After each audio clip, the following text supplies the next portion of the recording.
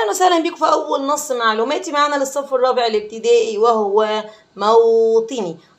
بيقول لي موطني إن يعني وطني، مكاني الأصلي، اللي مهما ألف في الدنيا كلها وأروح لازم أرجع تاني، أرجع طبعا تاني ليه. موطني هنا بيتكلم عن الطيور المهاجرة، بيتكلم عن الطيور المهاجرة. معنى كلمة المهاجرة طبعا اللي هي التاركة لبلادها، والطيور مفردها طبعا الطائر. بيقول لي هنا قد منح الله مصر موقعا جغرافيا استراتيجيا جعلها استراحة متميزة للطيور المهاجرة، تلك الطيور التي تهرب من برد الشتاء في أوروبا. بيقول لي إن منح يعني أعطى، وهب عكسها منع أو حرم.